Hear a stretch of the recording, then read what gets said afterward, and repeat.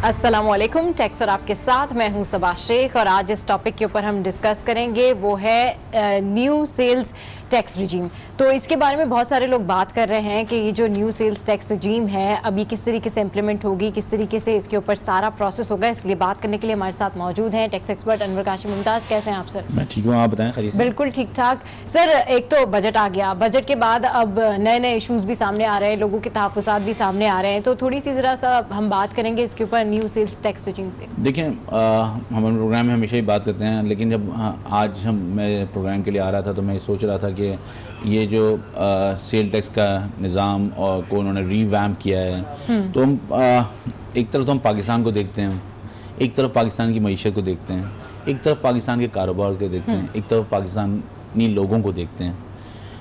जब हम पीछे मुड़ के देखते हैं तो हम सब इस बिगाड़ के जिम्मेदार हैं। एग्जैक्टली। इसलिए कि जिनको टैक्स देना था उन्होंने टैक्स नहीं दिया, जिनको टैक्स लेना था उन्होंने टैक्स नहीं लिया, जिनको टैक्स लगाना था उन्होंने टैक्स नहीं लगाया। तो ये जो सूरत हाल है, इसकी वजह से मुल्क आज जो है इस क्राइसिस में आ गया है। लेकिन जब ये हम बात भी करते हैं और कि बिगाड़ आ गया, लेकिन हमें ये भी सोचना है कि हम 22 करोड़ आवाम का मुल्क हैं और हमारे पास गुर्बत बहुत ज़्यादा है। हम लोग 10% या 20% जो एक अच्छी लाइफ गुजार रहे हैं, उसके अलावा लोगों के बड़े चैलेंजेस हैं, उनके महीने के अखराजात बहुत ज़्यादा हैं। और जब सेल टैक्स जब भी लगाया जाता है, हुकूमत ने इस बजट में ये किया है कि कुछ ज़ीरो रेटिंग थी, कुछ सेल टैक्स के रिड्यूस रेट थे, सब ख़त्म कर दिए। अब अक्रॉस द बोर्ड उन्होंने 17% सेल टैक्स लगा दिया है। जिस सेल टैक्स का ड्रॉबैक ये है कि उससे महंगाई बढ़ती है, बिल्कुल महंगाई बढ़ती है। और महंगाई जब बढ़ेगी तो आम आदमी के ऊपर आएगा उसका बोझ, और जब आम आदमी बोझ आएगा तो वो परेशान होगा, आम आदमी परेशान होगा। जाहिर सी बात है, फिर उसका इफेक्ट ये होता है कि आम आदमी यही कहता है कि जो टैक्स नेट में है वो कहते हैं जी हमें इसका क्या रिवॉर्ड मिल रहा है, और जो टैक्स नेट में आना चाहते हैं तो वो उनको देख के भी नहीं आते कि ये लोग भी इसी तरीके से तहफ़्फ़ुज़ात का इजहार कर रहे हैं। पाकिस्तान से मोहब्बत का दम सब भरते हैं, लेकिन जब हम बात करते हैं कि ये डॉक्यूमेंटेशन होनी चाहिए, तो हर आदमी परेशान होता है कि डॉक्यूमेंटेशन क्यों। ये जो एक स्टेट ऑफ माइंड हमारा बन गया है आम आदमी का या बिजनेस कारोबार का, ये मेरे ख्याल में सही नहीं है और ये मुस्तकबिल पाकिस्तान के मुस्तकबिल के लिए बेहतर नहीं है। हमें ये सोचना चाहिए कि अगर ये डॉक्यूमेंटेशन होगी तो ये कल पाकिस्तान के लिए, आने वाली नई नस्ल के लिए बहुत बेहतर होगा। लेकिन हुकूमत वक्त को ये सोचना चाहिए कि हर दरवाज़ा ना खोल दें, उनको फेज़ वाइज, हम बार बार ये बात कर रहे हैं, फेज़ वाइज जाना चाहिए। उनको ये देखना चाहिए कि क्या उनको डॉक्यूमेंटेशन पहले करनी है या टैक्स पहले लगाना है। अगर दोनों चीजें एक साथ करें तो लोगों के लिए कारोबार करना मुश्किल हो जाएगा और आम आदमी के लिए जिंदगी गुजारना मुश्किल हो जाएगा। आम आदमी के लिए जिंदगी गुजारना मुश्किल हो जाएगा। अनवर साहब, बिल्कुल जिस तरीके से आप हमेशा बात करते हैं कि आप रिफॉर्म ज़रूर लेकर आएँ, लेकिन इतने रिफॉर्म्स लाएं जो डाइजेस्टेबल हों, जो लोग उसको हजम कर सकें और उसके ऊपर फिर इम्प्लीमेंटेशन भी हो। अगर मैं बात करूँ सेल्स टैक्स के हवाले से, तो 1990 से जो है सेल्स टैक्स लागू है, लेकिन आज तक पूरी तरह नाफिजुल अमल नहीं हो सका। यही मैं अर्ज कर रहा था कि जब मैं बात कर रहा था, पॉलिसी बनाने वाले, टैक्स लगाने वाले सब जिम्मेदार हैं। अब 1990 से है तो क्या 1990 से आज तक ग्रेजुअली आप ये चीजें सही तौर पे नहीं लगा सकते थे? नहीं लगा सकते थे। ये सवाल जो है इसका जवाब नहीं मिलता। सही। अब आप ये कहते हैं वो जो पिछला है वो भूल गए, ठीक है भूल जाएं, मैं नहीं कहता कि पिछले को याद करें, लेकिन जब आप आज लगाने जा रहे हैं तो फिर आपको ये सोचना पड़ेगा कि आपने लोगों को इस तरह का आदी बनाया है। सही। वो इस कारोबार को इस तरह करने के आदी हैं, तो आपका सिस्टम इस तरह है, तो आपको ये सोचना चाहिए कि ये सिस्टम में दुनिया में जितने डेवलप कंट्रीज हैं वहाँ भी ग्रे इकोनॉमी 20% 15% होती है। तो आप 100% इकोनॉमी को डॉक्यूमेंट करने ना जाएं। सही। आप देखें कि मैक्सिमम कितना डॉक्यूमेंट कर सकते हैं, आम आदमी उससे कितना इफेक्ट हो रहा है, उसको कैसे आप फैसिलिटेट कर सकते हैं, उसकी लाइफ कैसे इजी कर सकते हैं। टैक्स लगा के ये ना करें कि लोगों की लाइफ जो है मुश्किल हो जाए। हम टैक्स लगाने को मैं बिल्कुल भी खिलाफ नहीं, हम तो ये हुकूमत को आज एहसास हुआ है, हम इसको काफी अर्से 3 साल से ये बात कर रहे हैं कि भाई टैक्स लगना चाहिए, डॉक्यूमेंटेशन होनी चाहिए, लेकिन हुकूमत को ये सोचना होगा डॉक्यूमेंटेशन पहले हो या टैक्स पहले लगे। ये बड़ा आम सवाल है कि हुकूमत को ये सोचना होगा कि पहले टैक्स लगाया जाए या फिर पहले डॉक्यूमेंटेशन की जाए। अच्छा, ये जो 17% सेल्स टैक्स है, आपको क्या लगता है इससे बिजनेस वायबिलिटी बाकी रह जाएगी?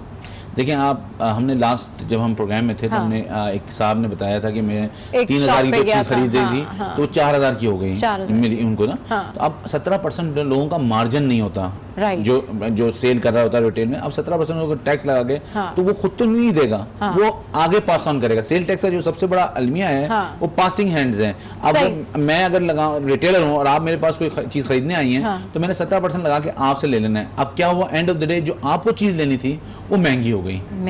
अगर ये रेट कम होगा तो जो चीज होगी वो उतनी सस्ती या रीजनेबल प्राइस में आ जाएगी। तो मेरे ख्याल में ये सोचना चाहिए कि लोगों पे, आम लोगों पे टैक्स कुछ भी लगाएं।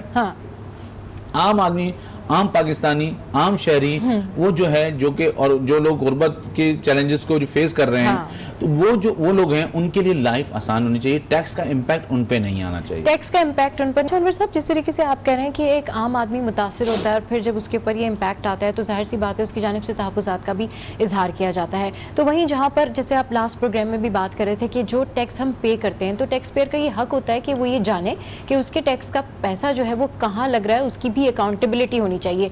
तो उसी से रिलेटेड मैं आपसे पूछूंगी कि ये कहा जाता है कि सेल्स टैक्स की मद में बड़ा फ्रॉड हुआ है, ऐसा क्यों है? देखिए, अभी अगर ये बात करें इस हवाले से जो टैक्स पेयर के राइट हैं, तो अभी दिल्ली बहुत दूर है। ठीक है ना, मतलब ये बहुत सेकंड फेज की बात है। पहले तो हमारा सिस्टम पहले तरह सही हो, टैक्स सही आना शुरू हो। बिकॉज आप देखें ना, अगर आप देखते हैं 22 करोड़ अवाम है और उसमें 18 लाख अभी 18 लाख जो टैक्स फाइलर्स हैं, अभी उन्होंने कहा है कि शायद कुछ 1.5 लाख फाइलर्स और बढ़े हैं, 2 लाख फाइलर और बढ़े हैं, तो समझ ले 20 लाख फाइलर्स हैं, तो वो 1% ऑफ द पॉपुलेशन है। तो ये अभी ये डिमांड करना मुझे ये डिमांड अनरीजनेबल लगती है, इसलिए कि पैसा उतना आ ही नहीं रहा, तो वो कैसे दिया जाएगा। तो लेकिन ये है कि ये राइट है टैक्स पेयर का कि वो पूछे कि मेरा पैसा कहाँ लग रहा है। बिल्कुल बिल्कुल सही कह रहे हैं। इस हवाले से डिस्कशन हमारी कंटिन्यू है। आज हम बात करें न्यू सेल्स टैक्स रिजीम के ऊपर, और जब ब्रेक के बाद वापस आएंगे तो ढेर सारी डिस्कशन करेंगे और साथ साथ आपके ट्वीट्स भी शामिल करेंगे। तो टैक्स और आप में यहाँ वक्त है ब्रेक का, so stay with us.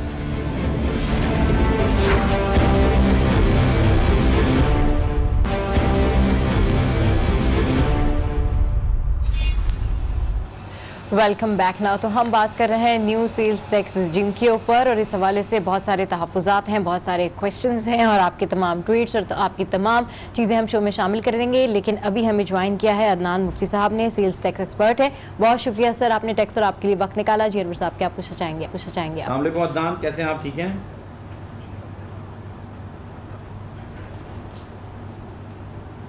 Ji sir. I guess Adnan मुफ्ती साहब की आवाज़ हम तक सही से नहीं पहुंच पा रही है। जैसे ही हमारा राब्ता दोबारा होगा तो दोबारा डिस्कस करेंगे। जी सर, आपको आवाज़ आ रही है? जी आवाज़ आ रही है जी। अच्छा, बहुत शुक्रिया, आपने हमारे लिए वक्त निकाला।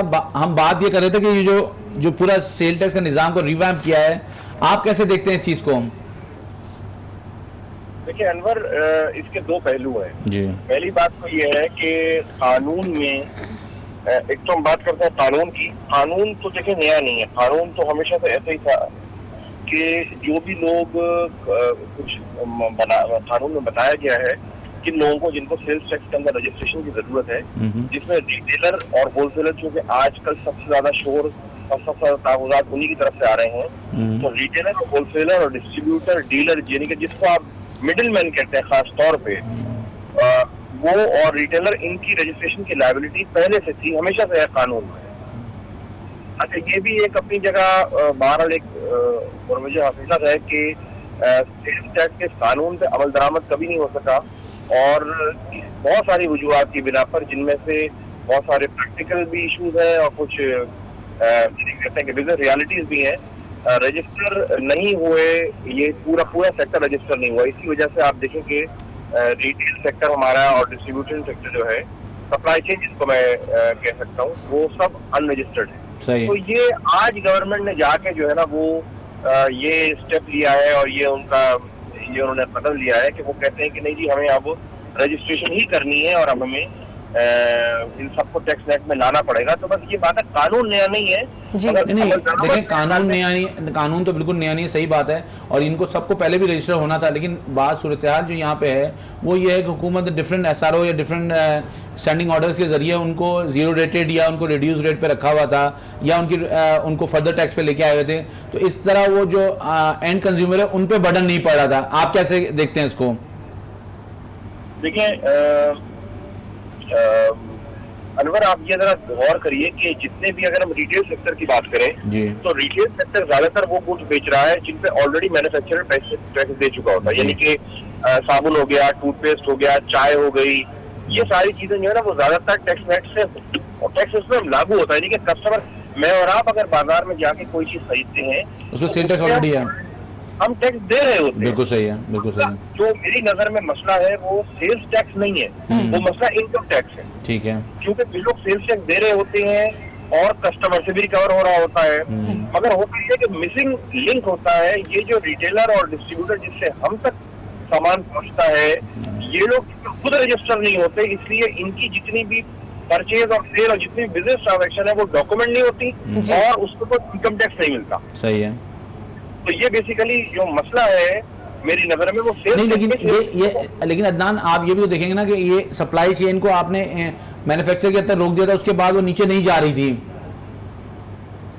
देखिए रोका, ये कह सकते हैं कि रोका था। देखिए एक टेक्निकल वजह है और एक एनफोर्समेंट की बात है। टेक्निकल बात है, लीगल बात ये है कि गवर्नमेंट को तो टैक्स मिल जाता है मैन्युफैक्चरिंग स्टेज, बिल्कुल ठीक है, बट डॉक्यूमेंटेशन डॉक्यूमेंट अब देखिए ना अनवर, आप जरा ये बात को गौर करिए कि देखिए अब अगर आपने गौर किया हो, कल से ये चल रहा है और हमने भी इसको कल ही देखा है जरा गौर से जी।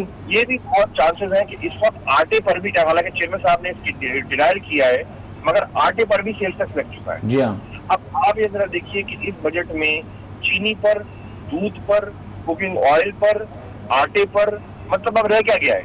तो अनफॉर्चुनेट पोजीशन मुझे नजर ये आती है कि अब गवर्नमेंट उस ट्रैप में आ चुकी है, इतना लोन है, आपको लेंडर उस तरह से छूट नहीं दे रहे हैं, कंडीशनलिटीज है। अगर हाउस एंड ऑर्डर नहीं होगा तो देखें ये मतलब हमारे, लेकिन अदनान एक दिन में तो हाउस एंड ऑर्डर नहीं होगा ना, ये हमारा अपना घर भी एक दिन में हम सही नहीं कर पाते हैं, तो ये मुल्क कहाँ से सही कर पाएंगे एक दिन में?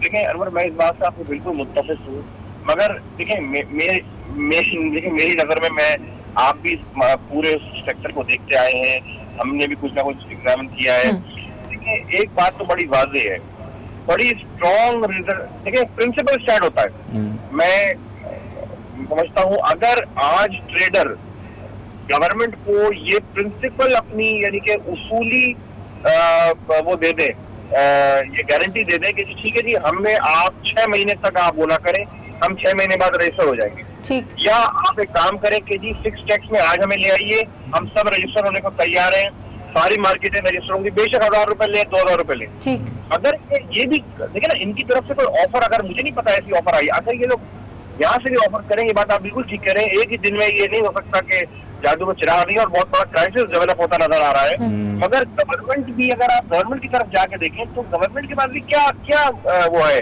अगर उनको आप कुछ एक वाली पोजीशन में आएंगे तो गवर्नमेंट कोई रास्ता निकालेगी। नहीं, आई अंडरस्टैंड, लेकिन बात ये है कि देखें, ये जब गवर्नमेंट जब ये बना रही थी तो गवर्नमेंट को ये पता था कि ये बाउंस बैक करेगी, इसलिए कि सूरत हाल ऐसी, ग्राउंड रियलिटीज तो सबको ही पता थी कि ग्राउंड पे क्या हो रहा है, हमें भी पता है, आपको भी पता है। लेकिन मैं ये कह रहा हूँ कि ये अब उसके साथ आपने CNIC की कंडीशन भी रख दी, बिजनेसमैन से मुलाकात भी हुआ, आपने वो मना कर दिया, तो वाई मीडिया कौन निकालेगा? मतलब देखिए मेरे नजदीक मेरे वाई मीडिया निकालना बहुत आसान है। अच्छा। अगर के ट्रेडर, देखिए it is up to the traders जी, ये ट्रेडर कम्युनिटी जो है ना, इनके ऊपर अब बोनस आ गया है। देखिए मैन्युफैक्चरर टैक्स दे रहा है, देखिए हम खुद भी टैक्स पेयर्स को डील करते हैं, ऑब्वियस बात है, हमारी बाय प्रोफेशन एक ट्रेनिंग ये है कि हम प्रो क्लाइंट होते हैं, मगर अगर आप ये देखें कि हम प्रो क्लाइंट होते हैं but with in the legal framework होता है ना, हम कहते हैं ये लॉ के तहत आपको ये टैक्स देना है, और ये अगर कोई छूट है तो लॉ के तहत छूट है।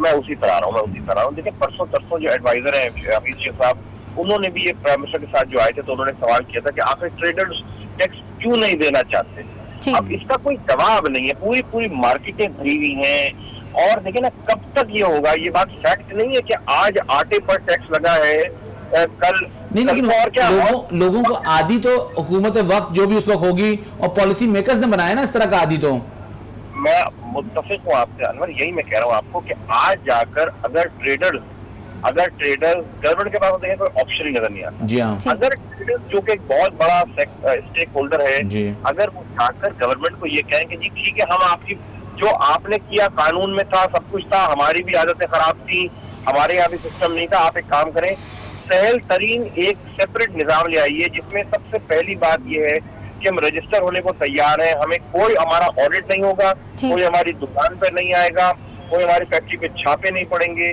कोई हमारे बैंक अकाउंट में देखेंगे, 3 साल तक कोई नहीं पूछेगा, हम रजिस्टर हो रहे हैं। आई थिंक एब्सोल्युटली अगर ऐसा कोई 5 मीटर निकला है तो जब भी चीजें आगे बढ़ेंगी, वरना शायद स्टैंड स्टिल पे आ जाए।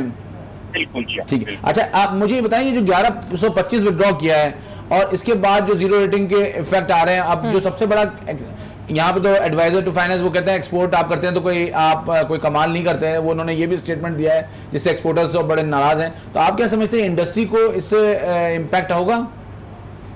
देखिए, इंडस्ट्री को बहुत बड़ा इम्पैक्ट होगा और मैं समझता हूँ कि उनकी लिक्विडिटी खत्म हो जाएगी, रिफंड, बिकॉज अल्टीमेटली तो उनको रिफंड ही मिलता था। देखिए, गवर्नमेंट जो है ना, गवर्नमेंट की एक बात तो ठीक है कि ये जीरो रेटिंग जो अक्रॉस द बोर्ड थी ये गलत थी और इसका मिसयूज भी हुआ, वो जो कहते हैं, और सबको रजिस्टर होना चाहिए, यहाँ तक सारी बातें ठीक है। मगर गवर्नमेंट अगर के जो दूसरी साइड है कि वो रिफंड को गारंटी नहीं करती और गारंटी, तो फिर गवर्नमेंट के पास, जैसे मैं कहूँगा, अखलाकी जवाब नहीं है कि गवर्नमेंट ये कहे कि जी आप 17% की रिजीम में चले जाए। दूसरी बात इंपॉर्टेंट है वो ये है कि कम से कम गवर्नमेंट एज अ मिनिमम ये तो कह सकती है कि जी जितना भी इंपोर्ट होगा, अगर वो इंपोर्ट की चीटी दे देगा जो एक्सपोर्टर है, तो उस हद तक जो है ना वो then and there tax refund मिल जाएगा। एटलीस्ट गवर्नमेंट ये स्टेप तो लेना। ठीक है, ठीक है। तो आपके ख्याल में ये जीरो रेटिंग जो इन्होंने विड्रॉ किया, लेकिन उसके लिए उनको कुछ शो करना पड़ेगा, कुछ एक्शन शो करने पड़ेंगे, कुछ अपने इंसेंटिव्स देने पड़ेंगे लोगों को, ताकि लोगों को ये लगे कि उनकी लिक्विडिटी पूरी तरह स्टकअप ना हो जाए। देखिए, मेरी जो मालूमात है, अभी तक कंफर्म चीजें नहीं है कि शायद इंडस्ट्री और गवर्नमेंट एक पिच पर आ रहे हैं, कोई 7.5% के रेट के ऊपर जो है ना वो कोई मामलात तय पा जाएंगे। ठीक है, ठीक है। और ये वही फिगर है जिसपे IMF को शायद पहले भी इन्होंने ये गए थे, गवर्नमेंट शायद 7.5% का वो लेके गई थी, मगर वो मेरे ख्याल में शायद वे जो कहते हैं कि अब हमारे मुल्क में वो बन गया है, क्योंकि उन्होंने पहले 17% दिखाया और 17% के बाद उसमें शोर मचा, तो अब वो कम करके, तो शायद इंडस्ट्री भी शायद 7.5% की है सारी गोली को। ठीक है। अच्छा, ये जो CNIC की कंडीशन है, आप इसको कैसे देखते हैं? देखिए अनवर, CNIC जो है ना, उसकी कंडीशन अगर आप प्रिंसिपली बात करें तो बिल्कुल गलत नहीं है। इस दफा आपने देख लिया कि जिस तरह से नादरा का और FBR के पोर्टल्स पे इंफॉर्मेशन आई है, और यही बहुत बड़ा डिटेरेंस था, बहुत बड़ी लोगों को मजबूर किया, लोगों को इस कंडीशन में। अदनान, वेब पोर्टल पे आपकी इंफॉर्मेशन सही है? जी, मेरी इंफॉर्मेशन। अच्छा, ठीक है। अच्छा, आप बात करें।